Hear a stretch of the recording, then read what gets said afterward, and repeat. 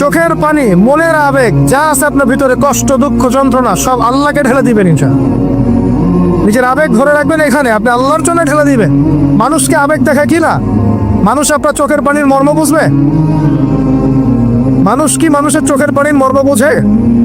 আপনার পিতা যদি মারা যায়, আমার কাছে এসে দোয়া চান কান্নাকাটি করে, আমি দোয়া করতে পারবো, কিন্তু আমি কিন্তু আপনার ফিলিংসটা বুঝতে পারবো না। আপনার অনুভূতি কে বুঝতে পারবেন? আল্লাহ পাক আপনার ঘাড়ের রগের চেয়েও কাছে আছে। সুবহান সুবহান, আল্লাহ পাক ঘাড়ের রগের চেয়ে কাছে আছে। গতকালকে বাংলাদেশের একজন বরেণ্য আলেমের সাথে একটা কনফারেন্সে ছিলাম। উনি বলছিলেন যে এক ব্যক্তি, এটা শোনেন, এক ব্যক্তি খুব তার শখ যে তিনি সাহাবীদের মতো নামাজ পড়া শিখবেন। কথা বুঝতে পারছেন? সাহাবীদের মতো নামাজ শিখবেন। তো একজন বরেণ্য আলেমের কাছে এসেছেন, এসে বলছেন যে আমাকে সাহাবীদের মতো নামাজ শিখিয়ে দেন। তখন সেই আলেম আরেকজন আলেমের সন্ধান দিয়েছেন, যা তুমি তার কাছে যাও, তিনি শেখাবেন। তো সেই ব্যক্তি তো অবাক হয়েছেন, কারণ যাকে প্রশ্ন করেছিলেন তিনি অনেক বড় মুহাদ্দিস, আর যার কাছে পাঠানো হচ্ছে তিনি অত বড় মুহাদ্দিস নন, কিন্তু আবেদ, আমল করেন। তাকে গিয়ে বলছেন উনি আমাকে পাঠিয়েছেন সাহাবী বলে নামাজ শিখিয়ে দেন।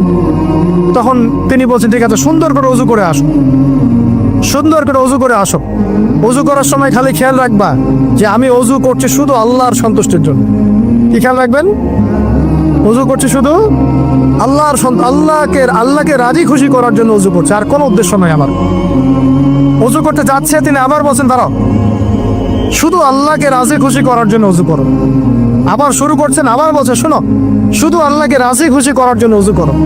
এভাবে বলতেই আছেন, নামাজে দাঁড়িয়ে আছেন, দাঁড়ানোর আগে বলছেন শোনো, শুধু আল্লাহকে রাজি খুশি করার জন্য নামাজ পড়ো। বলতেই আছেন। এক পর্যায়ে সে ব্যক্তি নামাজ শুরু করলো, নামাজে মনোযোগ এদিক ওদিকে যায়, আর তার মাথায় এটা আসে, এই শুধু আল্লাহকে রাজি খুশি করার জন্য আমাকে নামাজ পড়তে হবে, শুধু আল্লাহকে রাজি খুশি করার জন্য নামাজ পড়তে হবে। এই চিন্তা তার মনের মধ্যে ঘুরপাক খাচ্ছে। এভাবে নামাজটা সে শেষ করে চিন্তা করছে যে নামাজ তো পুরোপুরি মনোযোগ দিতে পারলাম না। বারবার মাথার মধ্যে এরকম চিন্তা আসছে, আল্লাহ আমাকে মাফ করে দাও, নামাজটা আমার মনে হলো না ঠিক মতো। তখন সে ফিরে এসে তার সে ওস্তাদকে বলছেন আমার তো নামাজ এরকম করে পড়লাম, কিন্তু শেষমেশ মনে হলো যে নামাজটা হয়তো কবুল হয় নাই। আল্লাহর কাছে খুব মাফ চাইলাম, আল্লাহ আমাকে মাফ করে দাও, নামাজটা মনে হলো না। তখন সেই যে প্রথম ব্যক্তি যিনি পাঠিয়েছেন তিনি বলছেন এটাই হলো সাহাবী বলা নামাজ। তারা আল্লাহকে রাজি খুশি করার জন্য নামাজ পড়তেন, নামাজ শেষ করে আল্লাহর কাছে ইস্তেগফার করতেন, আল্লাহ কিছুই হলো না। আর কথা কি বুঝতে পারছেন? অতএব আল্লাহকে রাজি খুশি করার জন্য আপনি আপনার আবেগ, আপনার ইবাদত সব ঢেলে দিবেন ইনশাআল্লাহ। অন্য কারো কাছে কিছু পাওয়ার আশা করবেন? আমাকে আল্লাহ পাঠিয়েছেন দুনিয়াতে নামাজ পড়তে, রোজা রাখতে, দিনের প্রচার করতে, দিনের জ্ঞান অর্জন করতে, এই তো। তা আমি একজন মেয়ের জন্য জীবন নষ্ট করে দিব কেন? আমি তাহলে আল্লাহর কাছে কি মুখ দেখাবো, আর নবীর কাছে কি মুখ দেখাবো? ওখানে গিয়ে বলবো আল্লাহ আমি আমার অমুক প্রেমিকার জন্য আশেক হয়ে একদম জীবন দিয়ে দিয়েছি, আত্মহত্যা করেছি। গেছে ভাই, যাইতে দেন। যে ব্যক্তি আপনার অবস্থানকে মূল্যায়ন করে নাই, সে আপনার যোগ্য ছিল না। এখন আপনি কি করবেন? নিজের অবস্থান উন্নত করেন, আপনার পিছনে লাইন ধরে ঘুরবে ইনশাআল্লাহ। এটাই বাস্তবতা। দুনিয়া খুব খারাপ জিনিস। মানুষের অবস্থানকে মূল্যায়ন করে, মানুষের অবস্থানকেই মূল্যায়ন করে, কিন্তু আল্লাহ রাব্বুল আলামিন আপনাকে সর্বাবস্থায় ভালোবাসেন। আলহামদুলিল্লাহ। এই যে আমরা এখন অনেক পাপ করছি না, আল্লাহকে আমাদেরকে আযাব দিয়ে ধ্বংস করে দিয়েছেন। আল্লাহ পাক এখনো আমাদেরকে ভালোবাসেন, রহম করেন, আল্লাহ পাক অপেক্ষা করছেন কখন তওবা করবে, আমি তওবা কবুল করব। এই কখন আমার বান্দা খেলে একবার বলে আস্তাগফিরুল্লাহ, আল্লাহ পাক সাথে সাথে মাফ করে দিবেন। আর সেই আল্লাহকে ভুলে আপনি কার পিছনে ছুটছেন? আমরা এখানে নিয়ত করতে পারি ভাই যে আমরা যারা ওয়াজ শুনলাম জীবনে কোনোদিন সিগারেটে হাত দিব না ইনশাআল্লাহ। রাজি আছি ভাই? অন্য বড় বড় জিনিস তো বহুত দূরের কথা। আচ্ছা, অনেকে রাজি হয় নাই কেন? আপনারা কি অলরেডি আসক্ত? আমি অনেক ভাইকে দেখেছি মাশাআল্লাহ ইফতার খুলেই একদম ব্যঞ্জন টানা শুরু করে। হ্যাঁ, এটা যে হারাম আপনাদের কেউ ওয়াজ করে শোনায় নাই? এটাকে কি মনে করেন আপনারা, হারাম না হালাল? কেউ বলেছে মাকরু, নাকি মাকরু ফতোয়া দিয়েছে? মাকরু শব্দের অর্থ জানেন আপনি? মাকরু শব্দের অর্থ কি একটু শোনেন। সূরা বনী ইসরাঈল খুলবেন। কোন সূরা? সূরা বনী ইসরাঈল। আল্লাহ পাক বলছেন আমি বনু ইসরাঈলকে এই কাজগুলো করতে নিষেধ করেছি। কোন কাজ? জিনা করো না, জিনার ধার কাছে যেও না, এতিমের মাল আত্মসাৎ করো না, শিরিক করো না ইত্যাদি। যারা আলেম আছেন তারা আমার কথা বুঝবেন। এই কাজগুলোর পরে আল্লাহ পাক বলছেন যে এই প্রত্যেকটা কাজ আল্লাহর কাছে মাকরুহ, অপছন্দের। কিসের? অপছন্দ। আর এটাকে আপনি সহজ মনে করছেন? নিয়াত করি আল্লাহ পাকের সন্তুষ্টির জন্য আমরা কোনোদিনও মাদকের সাথে সম্পৃক্ত হব না ইনশাআল্লাহ। আর বিশ্বাস করেন, শুধুমাত্র মাদকদ্রব্য নিয়ন্ত্রণ অধিদপ্তর এই আইন কানুন এগুলো দিয়ে, জরিমানা দিয়ে মানুষকে মাদক ছাড়ানো যাচ্ছে না, যাবে না। কেন যাবে না এটা আপনারা খুব ভালো করেই জানেন, আমি বলতে চাচ্ছি না। অনেক সময় মাদক বিরোধী কনসার্ট করে মানুষ, মাদক বিরোধী কনসার্টে ওঠার আগে এক বোতল ডাইল খেয়ে আসে আগে। এগুলো কি বাস্তব কথা বলছি না অবাস্তব কথা বলছি? আমাদের যুবক ভাইরা কোশ্চেন কেন মাদকের ধার কাছে যাবেন না ইনশাআল্লাহ। একটা হাদিস খালি মনে রাখেন, একটা, এই হাদিসটা মনে রাখেন। নবী সাল্লাল্লাহু আলাইহি ওয়াসাল্লাম বলেছেন, কেউ যদি মাদকদ্রব্য সেবন করে তার 40 দিনের নামাজ কবুল হবে না। সিগারেট একটা খেয়েছি, 40 দিন নামাজ নাই।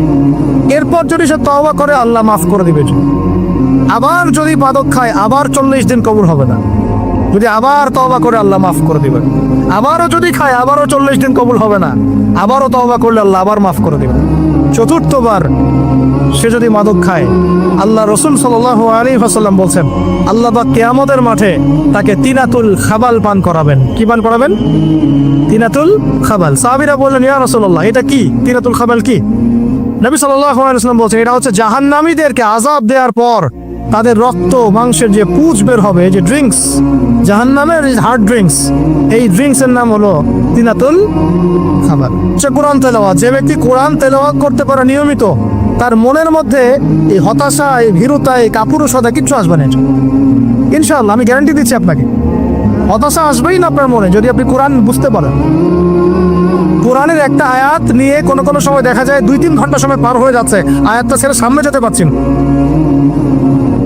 কোরআনের ভিতরে ঢুকলে আপনি দুনিয়ায় ভুলে যাবেন কি হচ্ছে আশপাশে। আমি এমন অনেক আলেমকে দেখেছি যে একটা বই, পাতলা একটা বই, আরবি বই নিয়ে পড়া শুরু করেছেন, যে ফজরের পরে জোহরের ওয়াক্ত হয়ে যাচ্ছে, বইটাই শেষ করতে পারেননি। বুঝতে পারলাম? যখন আপনি ইলমের ভিতরে ঢুকে যাবেন, কোরআনের ভিতরে, হাদিসের ভিতরে, আপনার দুনিয়ার খেয়ালই নাই। একজন আলেম, তিনি এক রাত্রে একটা বই লিখেছিলেন, চটি বই, এক রাত্রের মধ্যে। বলা হচ্ছে, তার সম্পর্কে বলা হচ্ছে যে রাতের খাবার তাকে দেয়া হয়েছে, যে আপনি এটা খেয়ে নেন। খাবারটা পাশেই আছে, খাবারটা খাবো, এটা লিখে খাবারটা খাবো, এরকম তার চিন্তা ছিল।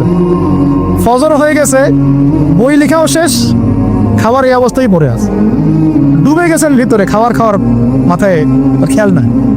এরকম হয়। একজন মনীষী, বিখ্যাত মনীষী, রিয়াদুস সালেহিন কিতাবের রাইটার, সংকলক আল্লামা নববী রাহমাহুল্লাহ, এরকম সারা রাত চলে গেছে, পাশে 2টা খেজুর খাওয়ারই সময় পান। হাদিস নিয়ে গবেষণা করতে রাত পার হয়ে গেছে। আমি বলতে চাচ্ছি, যখন ইলমের ভিতরে, কোরআন হাদিসের ভিতরে ঢুকে যাবেন, আপনার দুনিয়ার খেয়াল আপনার চলে যাবে সব। এই টেনশন, হতাশা, এই সেই বাদ, তখনই আল্লাহ পাক আপনাকে তার পক্ষ থেকে রহমত দিবেন, বরকত দিবেন। আল্লাহ আপনার দুনিয়ার কাজগুলো করে দিবেন ইনশাআল্লাহ।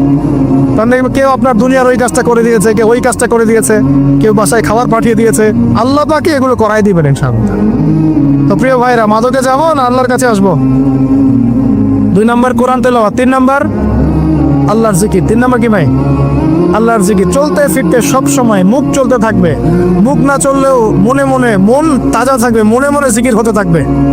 মনে মনে জিকির করতে পারেন? মুখ নড়বে না, কিন্তু মনে মনে আপনার একটা জিকির হতে থাকবে। সুবহানাল্লাহ, আলহামদুলিল্লাহ, লা ইলাহা ইল্লাল্লাহ, আল্লাহু আকবার। পড়া যাবে? পারে। মানুষের মন কখনো চুপ করে থাকে না, কিন্তু মানুষের মন অলওয়েজ কিছু না কিছু চিন্তা করতেই থাকে, করতে থাকে না, যতক্ষণ না ঘুমায় মানুষ। তো প্রিয় ভাইরা, বেশি বেশি জিকির করবো, সুবহানাল্লাহ, আলহামদুলিল্লাহ, লা ইলাহা ইল্লাল্লাহ, আল্লাহু আকবার, লা হাওলা ওয়ালা কুওয়াতা ইল্লা বিল্লাহ, এগুলো চলতে থাকবে। আল্লাহ পাক তৌফিক দান করুন। আমরা আমাদের সমাজে যুবকদেরকে এরকম টিকটকে দেখছি, অনলাইনে আসক্ত দেখছি, জেনায় আসক্ত দেখছি, পর্নোগ্রাফিতে আসক্ত দেখছি, আমরা দেখছি আমাদের যুব সমাজকে মাদকে আসক্ত, কিশোর গ্যাংয়ে আসক্ত। এইগুলো কি আমাদের কাম্য ছিল ভাই? আমাদের কাম্য ছিল? এই অবস্থায় কি যুব সমাজ আল্লাহ পাকের দিনের পতাকা হাতে নিয়ে আল্লাহর জমিনে দিন কায়েম করতে পারবে কিনা? একটু আমাকে উত্তর দেন দেখি। এখন এই অবস্থায় পারবে? অতএব অবস্থার উন্নতি করতে হবে কিনা? উন্নতির জন্য রাজি আছি কিনা ইনশাআল্লাহ? আমরা চাই কি আল্লাহ পাকের দিনটা আল্লাহর জমিনে প্রতিষ্ঠা লাভ করুক? আল্লাহর দিন সবার ঘরে ঘরে পৌঁছে যাক। আল্লাহ পাকের দিনের যে সৌন্দর্য সবাই সেটাই, এই সৌরভটা সবাই পাক, আমরা চাই কিনা? সমাজে শান্তি প্রতিষ্ঠা হোক, আবার সেই রাসূলের মতো যুগ চলে আসুক, আমরা চাই কিনা? অতএব আমাদের সবাইকে যৌবনের এই প্রলোভনগুলো থেকে বেরিয়ে এসে আল্লাহ পাকের ইবাদতে আত্মনিয়োগ করতে হবে। আল্লাহ পাক আমাদের সবাইকে তৌফিক দান করুন, বলি আমিন। আমাদের সবাইকে আল্লাহ রাব্বুল আলামিন কোরআন এবং হাদিসের গভীর জ্ঞান অর্জন করার তৌফিক দান করুন, বেশি থেকে বেশি ইবাদত করার তৌফিক দান করুন। আল্লাহ পাক সবাইকে হারাম সমস্ত রিজিক থেকে বাঁচিয়ে রাখুন। জিনা, ব্যভিচার এবং নারীর ফিতনা, মাদক থেকে আল্লাহ বাঁচিয়ে রাখুন। আল্লাহ পাক আমাদের সবাইকে হালাল রিজিক, হালাল সম্পর্ক যথেষ্ট করে দিন। আল্লাহ পাক আমাদের সবাইকে যেন দিনের দাওয়াতের মেহনত করার তৌফিক দান করেন এবং আলেম ওলামার সাথে পরামর্শ করে দিন শেখার এবং বোঝার তৌফিক দান করেন। যুবতী দিনী বোনদের জন্য, এখানে বোনরা আছেন না? আছেন কি না? দিনী বোনরা আছেন? একটা নসিহত দিনী বোনদের জন্য আমি একটা নসিহত করতে যাচ্ছি, একটা নসিহত। আমার এই একটা নসিহত একটু মন দিয়ে শুনুন প্রিয় দিনী বোন। রাসূলুল্লাহ সাল্লাল্লাহু আলাইহি ওয়াসাল্লাম আমাদের দিনী বোনদের জন্য জান্নাতে যাওয়ার একটা ফর্মুলা বলে দিয়েছেন। আমি কি বলবো সেটা?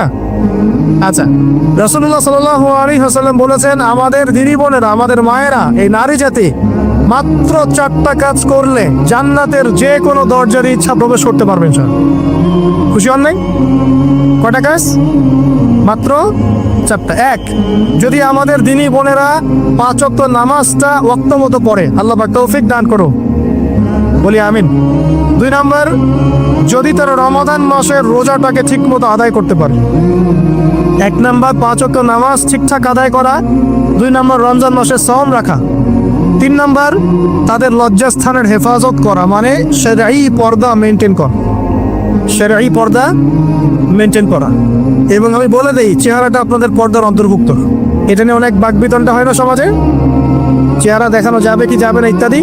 চেহারা আপনার পর্দার অন্তর্ভুক্ত বিষয়, বুঝতাম। এর উপরে ফতোয়া অনেকভাবে দিচ্ছে, কিন্তু বরেণ্য উলামায়ে কেরামের কিতাবগুলো ঘাটাঘাটি করেন, তাদের ফতোয়া হচ্ছে চেহারা আপনার পর্দার অন্তর্ভুক্ত বিষয়, চেহারা ঢেকে রাখবেন, আল্লাহ পাক তৌফিক দান করুন। চোখ থাকবে খোলা, ঠিক আছে। 4 নম্বর, স্বামীর আনুগত্য করতে হবে। স্বামীর আনুগত্য, এই যে আনুগত্য শব্দ শুনলেই মানুষের একটা মানে নেগেটিভ ধারণা তৈরি হতে পারে। স্বামীর আনুগত্য মানে কি আমি তার দাসত্ব করব? আনুগত্য মানে, প্রিয় দিনী বোন, আনুগত্য মানে দাসত্ব নয়। আনুগত্য মানে কোরআন সুন্নাহর যে বিধানগুলো আপনার স্বামী আপনাকে পালন করতে বলবে, আপনি সেগুলো করবেন, আপনি করতে বাধ্য। কিন্তু স্বামী যদি কোরআন সুন্নাহর বাইরে কিছু করতে বলে, সেটা মানতে আপনি বাধ্য নন। স্বামী যদি আপনাকে বলে যে সুদ খাও, এই সুদি এনজিওতে আসো, নাম লেখাও। স্বামী যদি আপনাকে বলে যে আসো বেপর্দায় বাইরে যাই, সাজুগুজু করে বের হও, চলো ঘুরে আসো বেপর্দায়। স্বামী যদি বলে দেবরকে একটু খাবারটা দিয়ে আসো, আমার অফিসের কলিগ আসছে, খাবার পরিবেশন করো, আসো ডাইনিংয়ে আসো,